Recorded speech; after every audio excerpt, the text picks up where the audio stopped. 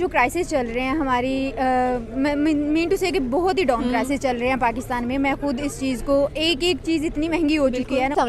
वालेकुम अस्सलाम। क्या हाल है मैम आपका? मैं ठीक हूँ, आप सुनाएं? मैं बिल्कुल ठीक है। आपका नाम? सहरिश नवाज़। सहरिश, मेरा आज का सवाल ये है कि पाकिस्तान की अगर बात की जाए तो इतने बुरे क्राइसिस चल रहे हैं पाकिस्तान के अंदर, लेकिन इसके बावजूद उसने तुर्की की बहुत मदद की है। लेकिन लोग हमारा नाम लेना प्रेफर नहीं कर रहे हैं। इंडिया को बहुत ज़्यादा प्रेफर किया जा रहा है। मतलब उनकी मेडिकल टीम की भी बात की जाए, आर्मी की भी बात की जाए, हमारी तारीफ़ करने में लोग इतना क्यों झिझकते हैं?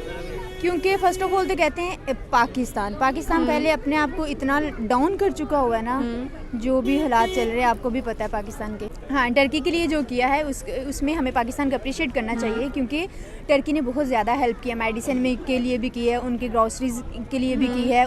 पाकिस्तान ने बहुत ज़्यादा हेल्प किया, लेकिन लोगों को पाकिस्तान के लिए आवाज़ उठानी चाहिए। अगर हम लोग पाकिस्तान के लिए आवाज़ नहीं उठाएंगे तो कौन उठाएगा? ठीक है ना। और पाकिस्तान के लिए आवाज़ हम खुद उठाते हैं। हमें पता है कि ये हमारा मुल्क है और हमने सोच समझ के आगे कदम बढ़ाना है। लोग कहते हैं कि जब पाकिस्तान में ज़लज़ला आया था 2005 के अंदर, तो टर्की ने दिल खोल कर पाकिस्तान की इमदाद की थी। उनके तो हालात अच्छे हैं, हमारे हालात देखे, इसके बावजूद हम वहाँ पर गए और हमने मदद की है। बिल्कुल हमारे पाकिस्तान के अभी जो क्राइसिस चल रहे हैं हमारी मीन टू से कि बहुत ही डाउन क्राइसिस चल रहे हैं पाकिस्तान में। मैं खुद इस चीज़ को एक एक चीज़ इतनी महंगी हो चुकी है ना, उसके बावजूद पाकिस्तान ने इतनी हेल्प आउट की है। लेकिन उसके अकॉर्डिंगली देखा जाए तो लोगों को इसके लिए बोलना चाहिए कि पाकिस्तान ने इतनी हेल्प की है। इंडिया को क्यों प्रेफरेंस दी जाती है? इंडिया में ऐसा क्या है आखिर? हर कोई कहते हैं इंडिया के एक तो उनकी हर चीज़ को प्रेफरेंस दी जाती है। पाकिस्तान और इंडिया में अगर लोगों को कहें ना दो को चूज़ करो तो वो लोग इंडिया को ही प्रेफर करेंगे, ठीक है। क्योंकि इंडिया की जो वो जो है ना हुकूमत है वो स्ट्रॉन्ग है। वो इस तरह से जैसे हमारी हुकूमत है ना, इस तरह से नहीं है, कभी ये कभी ये कभी ये कभी ये कभी ये। तो हमारी जो हुकूमत है, ऐसा लग रहा है इलेक्शंस होते हैं तो क्या स्टेबल हो जाएगी? ताकि हमारा भी एक, लोग इसलिए नहीं यहाँ पर आ रहे, कहते हैं कि हुकूमत स्टेबल करो फिर हम यहाँ पर आएंगे, फिर आपका भी नाम होगा पूरी दुनिया के अंदर और अमेरिका को छोड़ दो। लॉबिंग, ऐसी लॉबिंग नहीं किया करो, खुद मुख्तार हो जाओ। अब मैं इंडिपेंडेंट हम कैसे होंगे? इस पे तो मैं अभी कुछ नहीं कह सकती, क्योंकि जब हमारी हुकूमत इंडिपेंडेंट नहीं होगी, हमारी हुकूमत एक नहीं होगी, हमारी हुकूमत एक आवाज़ नहीं उठाएगी, तो अवाम क्या करेगी? अवाम तो उसी तरफ जाएगी ना जिस तरफ उनको कुछ बेनिफिट्स मिलेंगे, ठीक है। तो अल्लाह करे हमारी अच्छी हुकूमत आ जाए। अल्लाह ताला से अपील है, दुआ है, तो बस और मैं क्या कह सकती हूँ। Okay, thank you so much sir. अस्सलाम वालेकुम। वालेकुम सलाम। क्या हाल है सर आपका? अल्हम्दुलिल्लाह, आप सुनाएं, आप ठीक? मैं बिल्कुल ठीक ठाक। सर, मेरा सवाल ये है कि तुर्की में जब ज़लज़ला आया था तो इंडियन आर्मी ने बहुत ज़्यादा मदद की थी उनकी, और काफ़ी ज़्यादा उनकी तारीफ़ भी की जा रही है। तो हमारी आर्मी कहाँ पर है? क्या किया उसने तुर्की के लिए?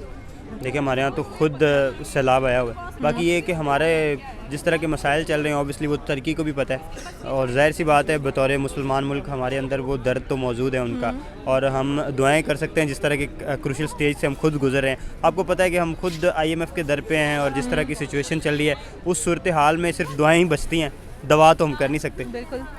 तो हमारा जो डिफेंस सिस्टम है और इंडियन स्पेशली उनकी जो मेडिकल टीम है आर्मी की कह लें, उसने बहुत अच्छी कारकर्दगी वहाँ पर दिखाई है। वहाँ पर गए हैं, लोगों को मेडिकली बहुत ज़्यादा फैसिलिटेट किया है, मेडिसिन वटेवर जो भी वहाँ पर रिक्वायरमेंट है सारी पूरी की है इंडियन आर्मी ने।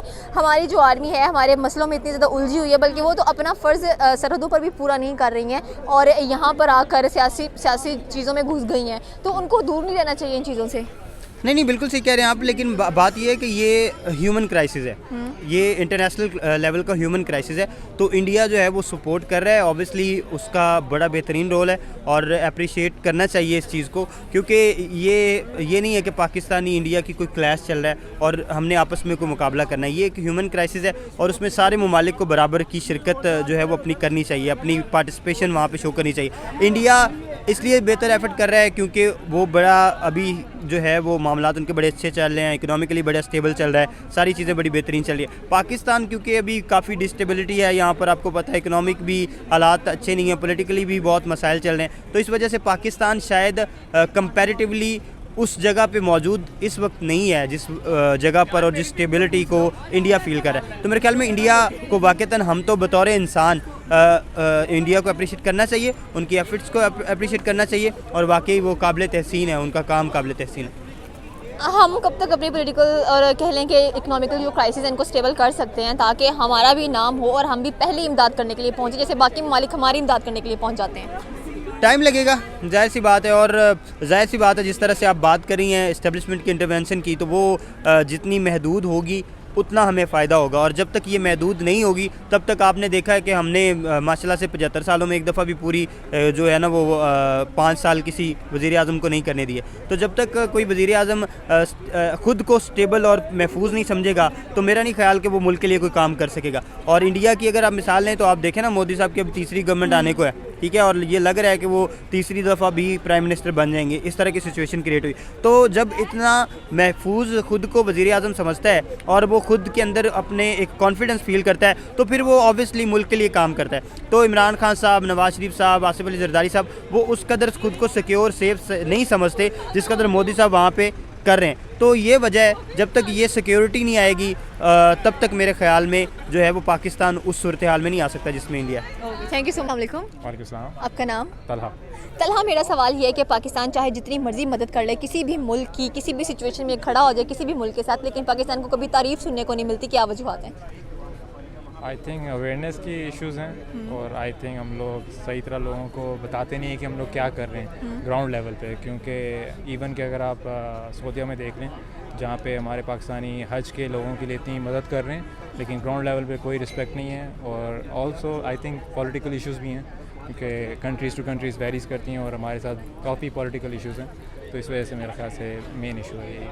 अगर हम अपने डिफेंस सिस्टम की बात करें या मेडिकल असिस्टेंस की बात करें तो हमने तुर्की भेजी हैं ये चीज़ें, जितना भी हमसे हो सके हमने की है उनकी मदद। लेकिन इंडिया की मेडिकल असिस्टेंस, उनकी आर्मी की जो काम किया ना, उसको बढ़ा चढ़ा कर इंटरनेशनल मीडिया बता रहा है। हमारे बारे में कुछ बताते हुए इंटरनेशनल मीडिया क्यों इतना कतरा रहा है? इसकी वजह यही है ना कि अगेन हमारे पॉलिटिकल इश्यूज़ बहुत बुरे हैं। हमारे जो भी अगर आप कहते हैं जो कंट्रीज़ टू कंट्रीज़ के जो कनेक्शंस हैं, ताल्लुकात हैं, वो बिल्कुल लोग यानी अच्छे इस्तेमाल नहीं हो रहे। और हमारी आवाम खुद भी बहुत क्या कहूँ मैं उनको कि वो भी जब दूसरे मुल्कों में जाते हैं तो बिल्कुल अच्छी तरह वो काम नहीं करते कि जिनसे उनसे रिस्पेक्ट हो।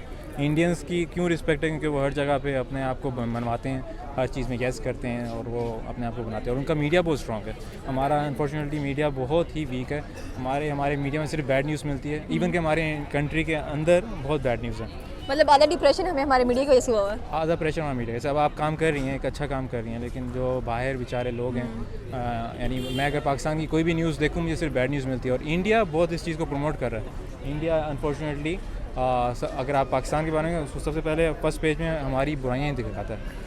तो यही बुराई दिखाना बड़ी हिम्मत का काम होता है। उनका बहुत कंट्रोल है मतलब यूरोपियन। हमारा जो मीडिया है, कभी देखा था जो अयूब खान का दौर था उसमें ब्लैक लॉ लग गया था हमारे मीडिया के ऊपर। उन्होंने कहा था कि मीडिया को आज़ाद नहीं रहना चाहिए, अगर ये आज़ाद रहेगा तो ये बट जाएगा। और बिल्कुल ऐसा ही हुआ है। जियो किसी और का है, उसके बाद बात करें हम किसी और का चल रहा होता है, एक्सप्रेस किसी और का चल रहा होता है। मतलब इन्होंने टीमिंग की हुई है। आई थिंक होना चाहिए। मीडिया अपने आप को समझता है कि वो बहुत आज़ाद है और बहुत अच्छा है, लेकिन नहीं, मीडिया इतना आज़ाद भी होना चाहिए। मीडिया की कैटेगरी होनी चाहिए जिसमें उसको हर चैप्टर को फोकस करना चाहिए, हर चीज़ में नहीं हर बुराई बुराई बुराई। यानी हम खुद इतनी बुराई कर रहे हैं अपने मुल्क की कि हम लोग दूसरे क्या करेंगे।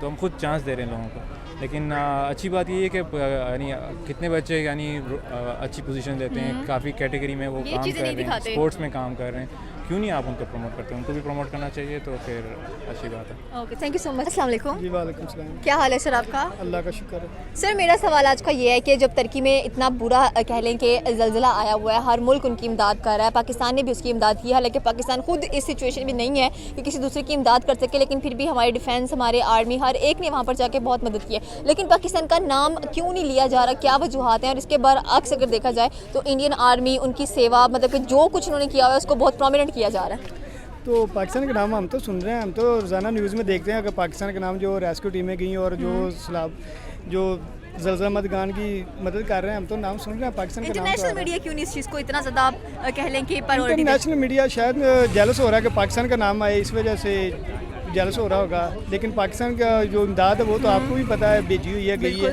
तो जा भी रही है।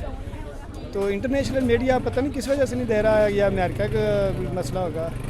पाकिस्तान जैसे कि मैंने कहा कि खुद इतनी बुरी सिचुएशन में है, हमें यहाँ पे इतने क्राइसिस फेस कर, लेकिन फिर भी हम दूसरों की मदद करने के लिए आगे बढ़ते हैं, निकलते हैं, लेकिन लोग हमारी मुखालफत करते जाते हैं।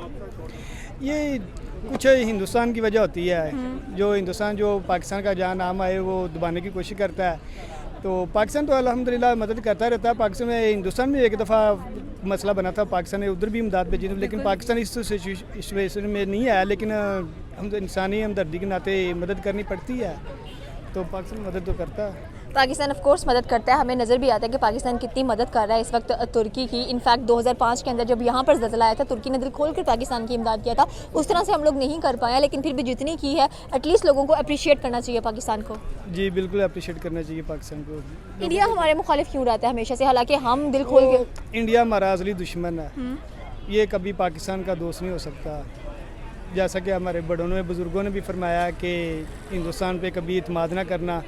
ये हिंदुस्तान है, क्योंकि पाकिस्तान और हिंदुस्तान एक ही थे ना, तो पार्टीशन के बाद अलग अलग हुए हैं, तो ये मकार दुश्मन है, इस पर भरोसा नहीं किया जा सकता।